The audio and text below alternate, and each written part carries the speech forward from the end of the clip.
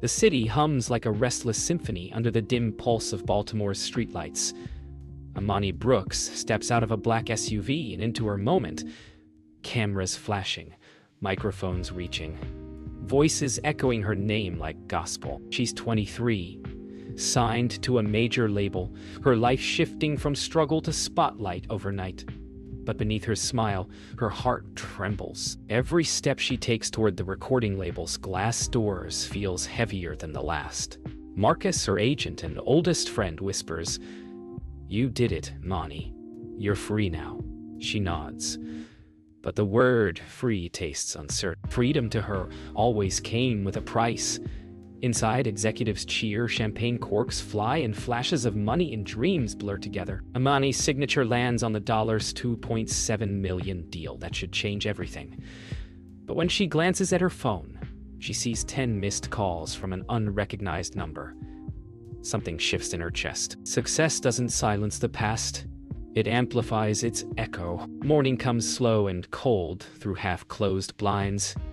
Amani wakes in her downtown loft, still wearing last night's dress, makeup smeared from tears. She didn't realize she'd cried. The phone buzzes again. Same number. She lets it ring, then stops.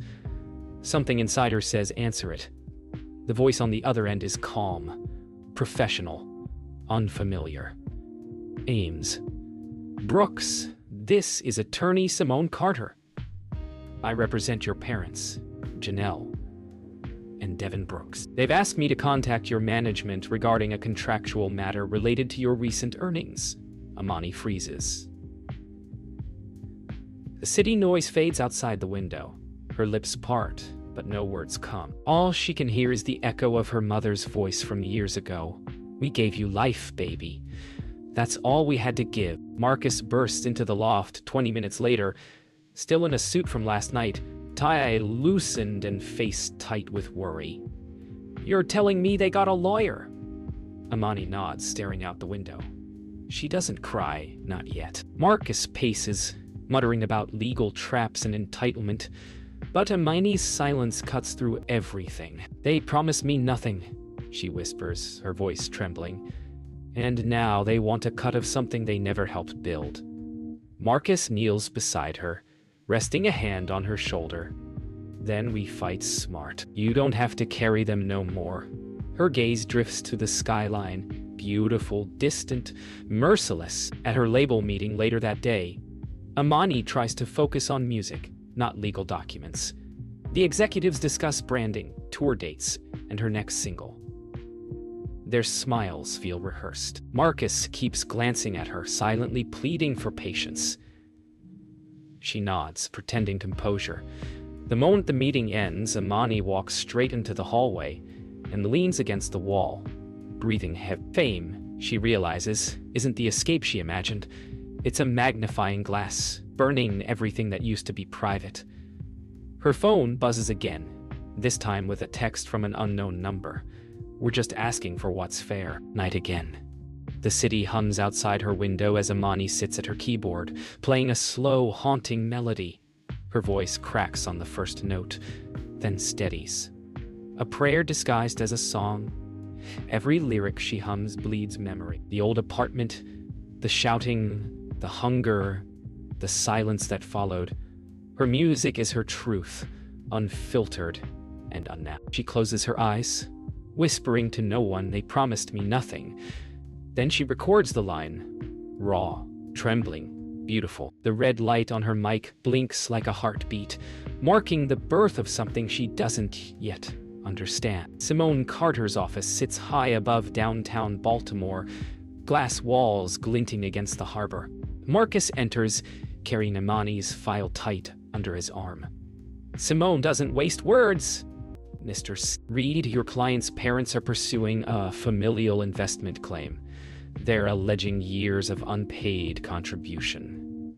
Marcus laughs once, sharp, disbelieving. "They didn't pay her light bill." Simone slides the paperwork forward. Signed affidavits, notarized statements, even old photos of Amani as a child performing in church. "They're serious." Simone says softly. Marcus's chest tightens. He knows this isn't just about money. It's about power. The kind that drags a person back into the past, no matter how far they've run. Back in her loft, Amani sits on the couch with her laptop open to an email from Marcus. The subject line: they're moving forward. Her breath catches as she scrolls through the attachments: legal claims, financial breakdowns, copies of old text messages. The weight of family hits her like a body blow. She remembers her mother counting change at the kitchen table, her father preaching about sacrifice. Now every memory feels like evidence. Her fingers hover above the keyboard, tempted to respond, to fight, but instead she closes the laptop.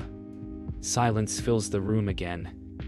That same silence that raised her when love fell apart. At a small diner on North Avenue, Marcus meets Simone again to strategize. The smell of coffee and fried eggs mixes with tension. "We can counter," Simone says, tapping her pen. "But your client has to stay quiet online. Anything she says can be used to prove emotional instability." Marcus stirs his coffee, jaw tight. "She's not unstable. She's hurt," Simone sighs. "Hurt people make headlines, Mr. Reed." A pause lingers as rain begins tapping on the window. For a fleeting moment, Simone's eyes soften. She knows this world too well. The price of coming from nothing and daring to claim something. Night deepens. Amani steps onto her balcony, phone in hand. She types a message to her mother, "Why now?" but never hits send. Instead, she scrolls through old voicemails she kept. Janelle singing softly, Devin preaching about forgiveness. Her throat tightens. The city below moves without her, indifferent to her confusion. Somewhere between resentment and longing, she whispers, "You only show up when I'm shining." The wind answers, carrying the faint hum of traffic and distant sirens. A reminder that even silence has witnesses. Across town, Janelle Brooks watches a gospel broadcast on an old television. Devin sits beside her, silent, his Bible unopened. The lawyer's paperwork rests on the table between them. "You think she'll hate us?" Janelle asks quietly. Devin exhales. "Maybe, but she'll remember who put food on her plate." Janelle's eyes glisten. She knows that's not the full truth. Love was the plate, and sometimes it was empty. The camera drifts to the paperwork again. The figures printed in black ink. $2.7 million. A promise they never made, now twisted into proof of what they believe they're owed. The air in East Baltimore feels heavier than memory. Amani hasn't been back here in 7 years, yet every cracked sidewalk knows her footsteps. The corner store still hums with gossip. The same old church bell rings noon across chipped brick walls. Marcus drives slow, watching her stare out the window at ghosts made of daylight. "You don't gotta do this," he murmurs. She doesn't respond, just clutches the small photo of her mother in a gospel choir robe. When they finally pull up to the faded row house where she grew up, Amani exhales the kind of breath that's half prayer, half curse. "Let's get this over with," she whispers. The past doesn't knock. It waits. Janelle Brooks opens the door like she's been expecting the storm. Her smile is stiff, eyes glassy. Every word rehearsed in silence. "You look good, baby," she says, voice quivering. Amani just nods. The smell of old candles and fried onions fills the room, memories trapped in every corner. The house hasn't changed, just grown smaller. Family photos line the walls, each one a lie frozen in time. Janelle fusses over her, trying to act maternal. "You eat? You still pray?" Amani's answer cuts like wind. "You remember." The room goes quiet. Time folds in on itself, leaving them two women shaped by promises never kept. Devin Brooks arrives later, his preacher's collar peeking from under a bomber jacket. His voice fills the small house, calm but commanding. "My daughter," he says, opening his arms like it's Sunday service. Amani doesn't move. She studies him like a stranger in a memory she never asked to keep. "You don't get to call me that," she says quietly. Devin sighs, lowering his arms.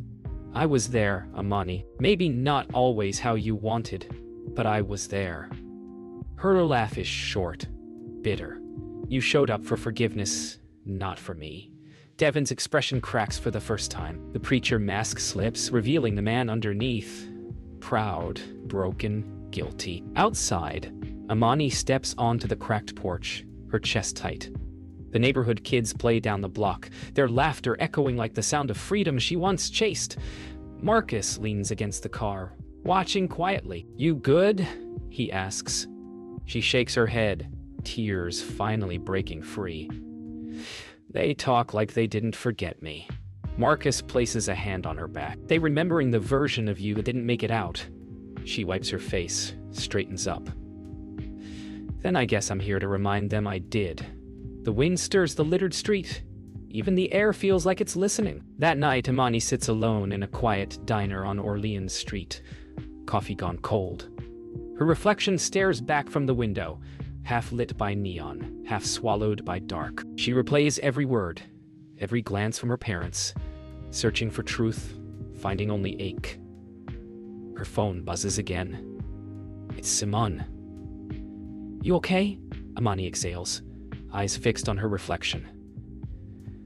Define okay? Simone's voice softens. You don't have to forgive them to win. Amani nods slowly, tears glistening in the flickering pink light.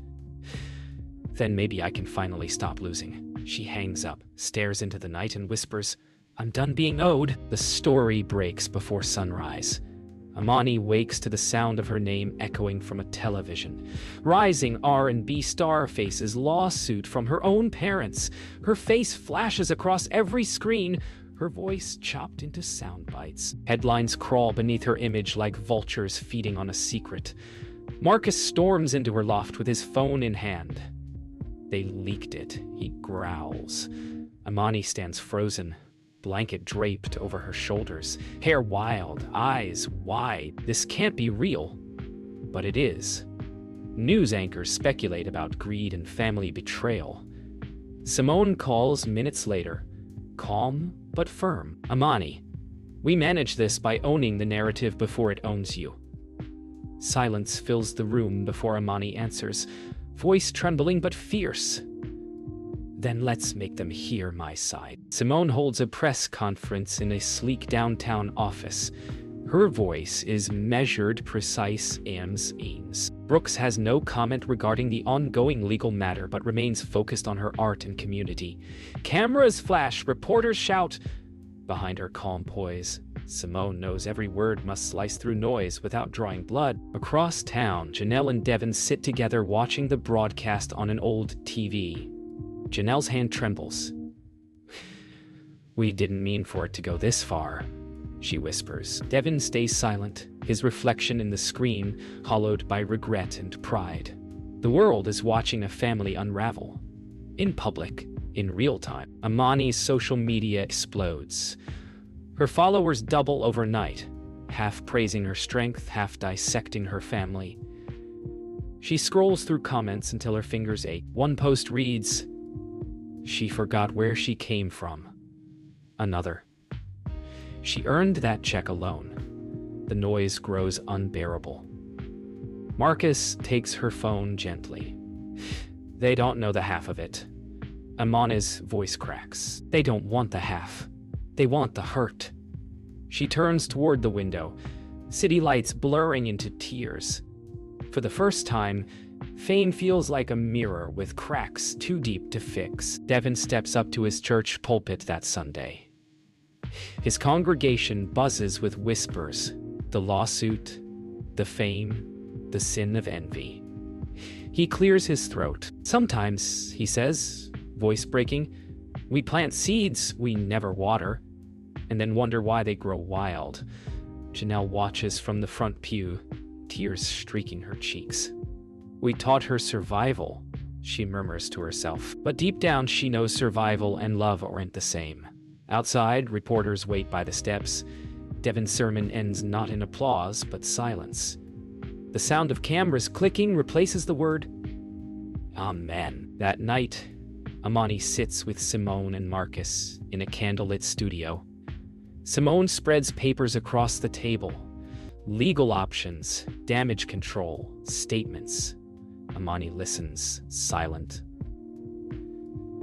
"If you want, we can settle quietly," Simone says. Amani shakes her head. "They started this in the dark. I'll finish it in the light." Her voice steadies, eyes locked on her reflection in the studio glass. "I'm not fighting for money. I'm fighting for peace." Marcus nods, eyes glistening. Simone smiles faintly, the kind of smile that knows the cost of truth. Outside, rain begins to fall again, washing the city clean in silver streaks. Amani's rehearsal echoes through an empty stadium.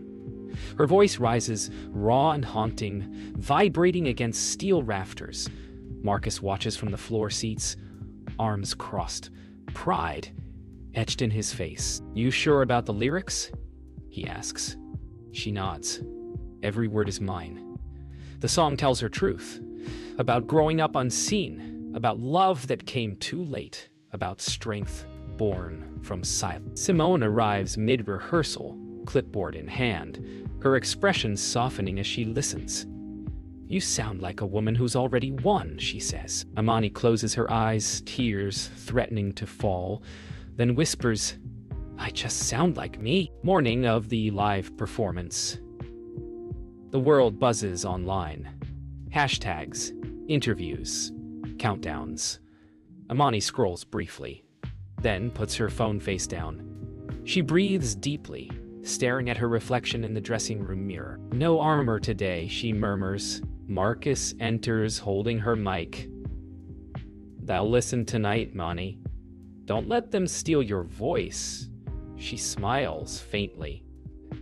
"They already tried. I just learned to sing louder."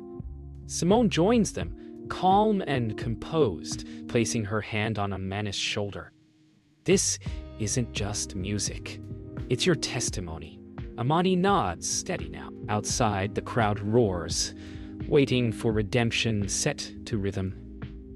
The lights drop. Silence swells.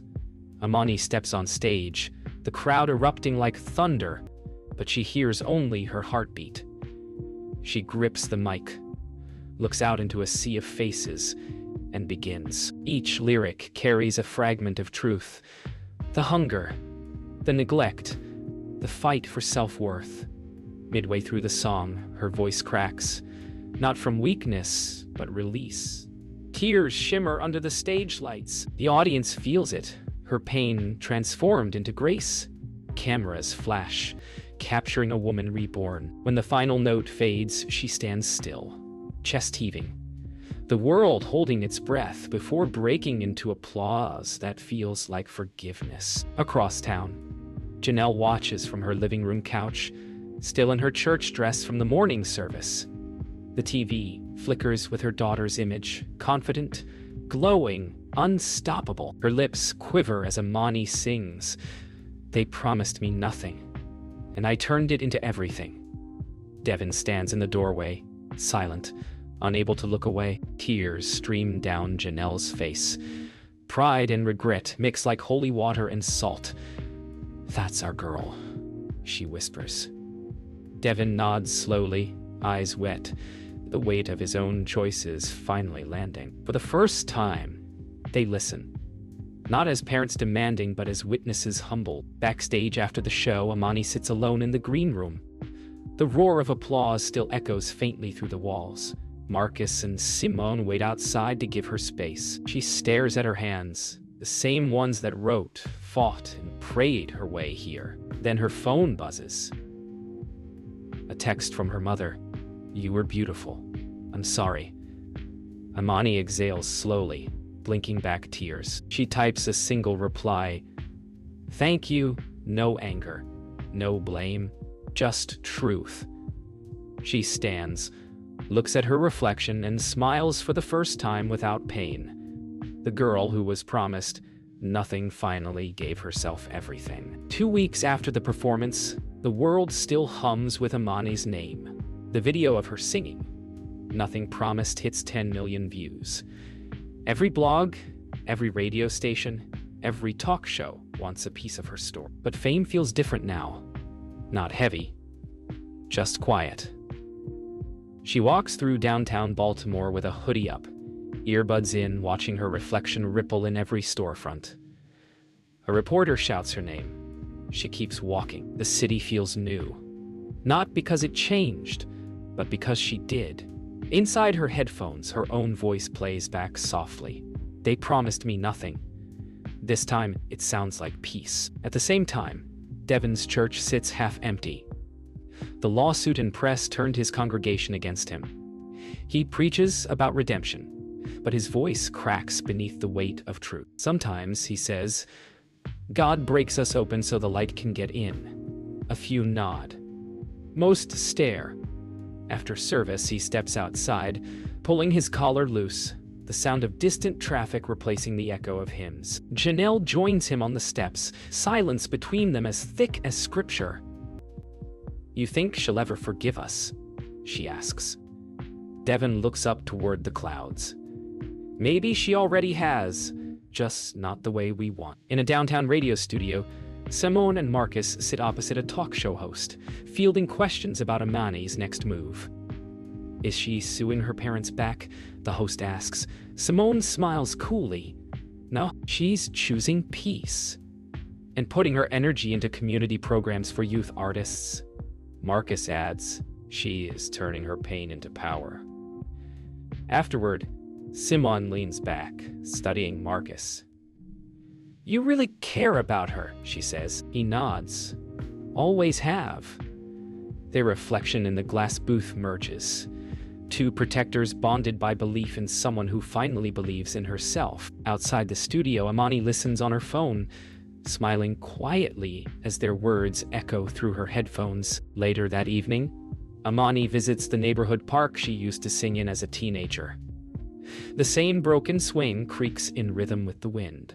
She hums a verse from her new song, soft and tender. A few local kids gather nearby, recognizing her face but saying nothing. They just listen. She finishes and smiles at them. You all got dreams. One boy nods. Then don't wait for nobody to promise you nothing. Just take it. They nod, wide-eyed. For the first time, Amani feels her purpose stretching beyond stages and contracts into something real, rooted and alive. That night, Amani returns home to find a small envelope slipped under her door. Inside, a handwritten letter. We didn't deserve the way you turned pain into beauty. We're proud of you, Mom and Dad. Her hands tremble as she reads. For a moment, the air feels weightless. She sets the letter down beside her keyboard and begins to play a new melody, softer, lighter, forgiving. The notes float like healing between broken hearts that finally stopped fighting as the music fills her loft. Amani closes her eyes and whispers, nothing promised. Everything earned. Autumn drapes Baltimore in gold and gray. Amani stands on the balcony of her loft, coffee in hand, watching the city breathe below. Her second album, Nothing Promised, drops in 2 days. Every lyric carries pieces of her truth stitched into melody. Marcus joins her quietly. You ready for it? He asks. She smiles faintly. I was born in fire. I'm ready for light. For the first time, her voice holds no tremor. Marcus grins. You know they'll show up, right? Amani sips her coffee, eyes on the horizon. Then they'll finally hear me. Somewhere inside that calm, she's already forgiven what nearly broke her. That evening, Amani sends handwritten invitations. One to Simone, one to Marcus, and 2 to her parents. Private listening session, it reads. The location, the same studio where she first recorded her hit. Janelle holds the invitation for hours before deciding. Devon, too proud to admit hope, quietly presses his suit and polishes his shoes. Meanwhile, Simone reviews contracts for Amani's next tour, already knowing this night isn't about business. Marcus books the space, sets soft lighting, and cues the track list. Baltimore hums outside. Inside, time slows. The night promises reckoning, not in court, but in song. The studio hums with quiet tension. Amani sits at the center, headphones resting around her neck. Janelle and Devin enter hesitantly, their footsteps soft against the hardwood floor. Marcus greets them politely. Simone nods, arms folded. Amani presses play. The music begins, her voice filling the room, trembling with forgiveness. Lyrics unfold like prayer. You left me hungry, so I learned to feed myself. You left me silent, so I became my own sound. Janelle covers her mouth. Devin's eyes close. When the song ends, Amani turns to them, calm but resolute. "This is how I remember us," she says. No anger, just truth wrapped in melody. Silence lingers after the last note fades. Janelle finally speaks, voice trembling. "We didn't know how to love you right." Amani exhales, steady. "Maybe none of us did, but I still wanted you to try." Devin steps forward, eyes wet. "You gave us more grace than we deserved." Amani nods, tears finally falling. Simone quietly turns off the recorder. Marcus hands Amani a tissue and smiles faintly. "Guess this is the real record deal," he jokes. Laughter slips through the tears. Fragile, human, whole.